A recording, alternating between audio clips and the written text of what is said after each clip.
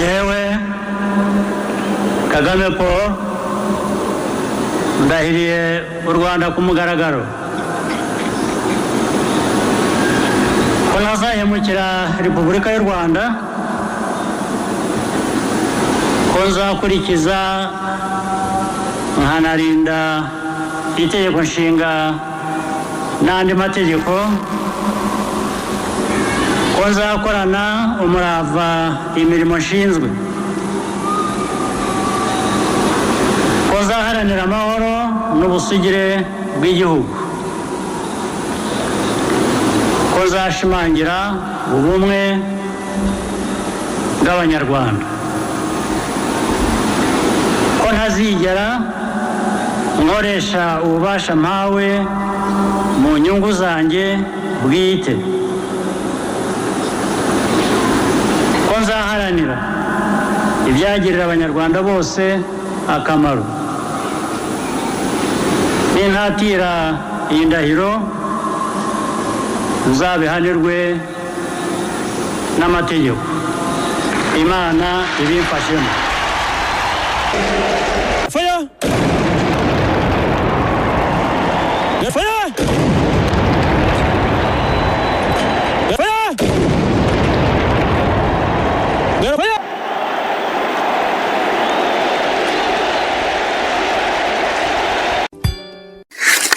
Perezida Kagame ku nshuro ya kane yarahiriye kuyobora u Rwanda. Ni nyuma yo gutsinda amatora yabonyemo amajwi 99.18%. Perezida Kagame ni umuyobozi mu Rwanda nka perezida kuva tariki 17 Mata umwaka wa 2000 nibwo yatangiye gukoresha inyito ya perezida wa Repubulika y'u Rwanda, nyuma yo gutorwa n'inteko ishinga amategeko imwemeza nka perezida w'u Rwanda asimbuye wari umaze kwegura Pasiteri Bizimungu. Ku nshuro ya mbere yaje gutsinda amatora rusange yo gutora perezida wa Repubulika mu mwaka wa 2003, arongera kandi atsinda amatora rusange ya perezida wa Repubulika ku nshuro ya kabiri mu mwaka wa 2010, anongera gutsinda ayo matora mu mwaka wa 2017. Kuri ubu mu mwaka wa 2024 ni ku nshuro ya kane atsinda amatora ya perezida wa Repubulika.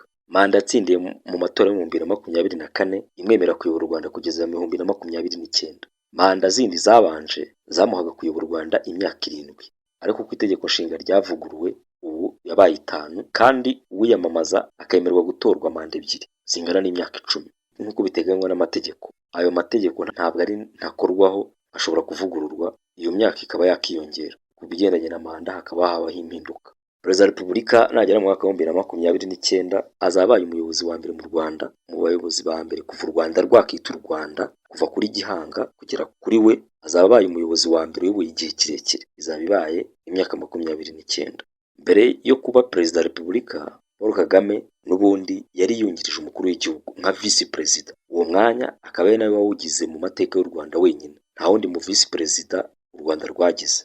Aya mateka amaze kubakwa na Perezida Kagame arangwa n'imiyoborere yihariye y'umwihariko we, ku buryo ubu ari imiyoborere imwitirirwa kuyobora nka Kagame nk'uko abanyamahanga babivuga. Ibi nibyo bituma benshi bagira amatsiko ndetse bakifuza no kumenya Perezida Kagame uwo ari we. Umuntu nka Perezida Paul Kagame umaze igihe kingana gutyo ayoboye igihugu nk'u Rwanda, nacyo gifite amateka yihariye, ntabwo kumuvuga mu minota no mu masaha byaba bihagije, kuko ni umugabo umaze kujya mu nyandiko nyinshi z'amateka y'u Rwanda. Ni umugabo wavutse mu 1957, avukira mu Rwanda mu karere ka Kamonyi. Perezida Kagame ntiyakuriye mu Rwanda kuko kubera impamvu z'amateka yakuriye mu gihugu cy'amahanga, mu gihugu cya Uganda, ariko mu 1990 yaje kurugarukamo atashye, ndetse aza ataje imbokoboko, azanye impinduramatwara y'imiyoborere y'u Rwanda. Iyo miyoborere ikaba yari yaratumye atarukuriramo.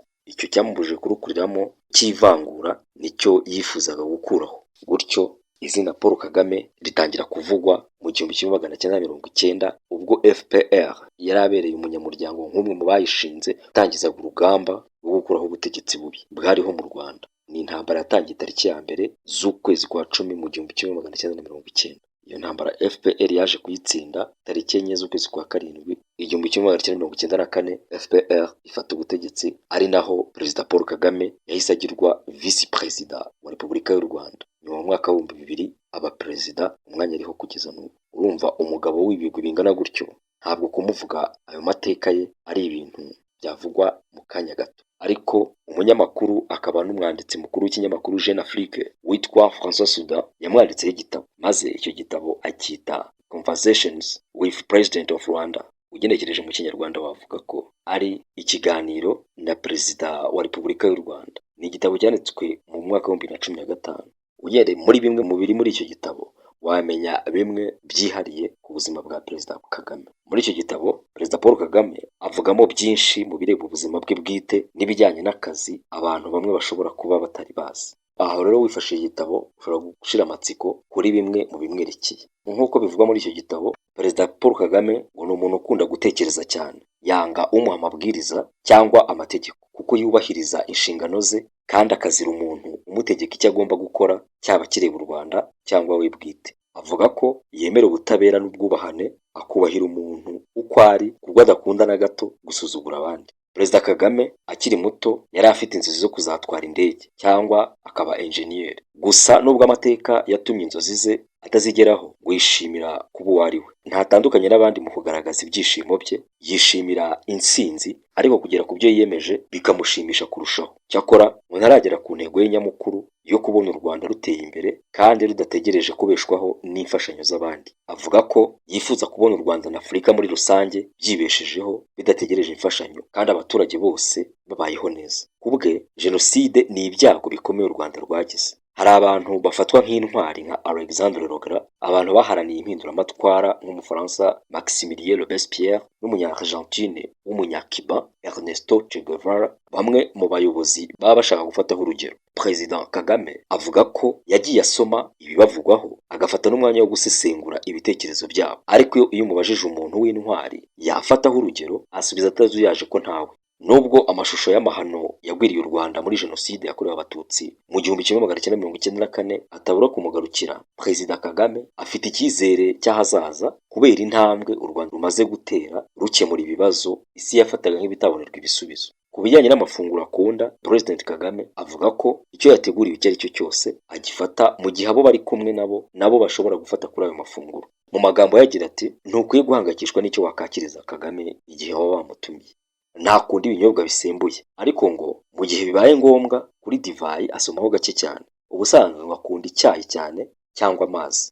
Ku bijyanye n'indimi avuga, umukuru w'igihugu avuga ko avuga indimi zitandukanye cyane cyane izo mu karere k'ibiyaga bigari nk'igiswahili, uruganda, urunyankore n'izindi. Yigeze kumvikana akoresha igifaransa mu mbwirwaruhame ze. Mu cyesipanyol naho yakwiburira ntiyabura icyo atoramo kuko ubwo yigaga muri Cuba amasomo babigishaga yigishwaga muri urwo rurimi rw'icyesipanyol ariko bagasemurirwa mu cyongereza. Perezida Kagame ni umuyobozi ukunda ibintu bijyanye n'ubucuruzi n'ishoramari. Iyo mpano ngo akaba yikomora ku mubyeyi we wakoraga ubucuruzi bw'ikawa, wanagize uruhare mu guteza imbere ubuhinzi bw'ikawa mu Rwanda. Ku bijyanye n'amabanga ye yihariye, umukuru w'igihugu avuga ko hari umubirigi wigeze kumwishyurira amafaranga y'ishuri. Gusa avuga ko nta mitungo afite hanze y'u Rwanda cyangwa amafaranga abitsa kuri konti zo hanze y'u Rwanda uretse amafaranga make ari kuri konti y'umwihariko.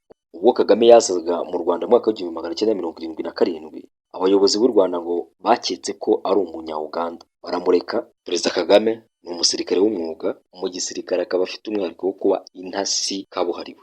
Avuga ko kwinjira mu gisirikare bitari umuhamagaro, ahubwo ngo byari ukugira ngo yitegure neza umushinga bise Return to Rwanda Project. Bari barigeze kuganira na Rwigema kugira ngo abanyarwanda bari baravukijwe uburenganzira mu gihugu cyabo bagitahemo. Ubwo yari mu mahugurwa ya gisirikare muri Amerika mu 1989, Kagame yari kumwe n'abasirikare b'abakoloneli b'Ababiligi n'Abafaransa. Umukoloneli w'Umufaransa niwe wayoboye icyitwa Operation Turquoise, cyashyizeho bariyeri mu majyepfo n'uburengerazuba bw'u Rwanda mu rwego rwo gufasha abasirikare bakoze jenoside guhungira muri Zaire.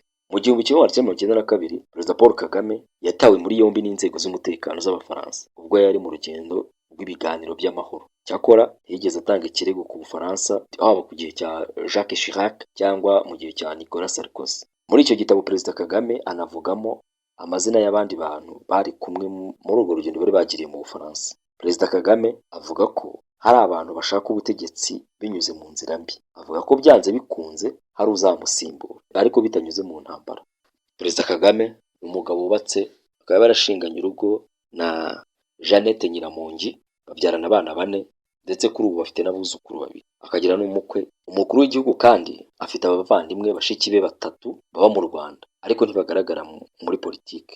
Ngo uwo muri make Perezida Paul Kagame uwo babyinirira irya rudasumbwa akaba intore zirusha intambwe.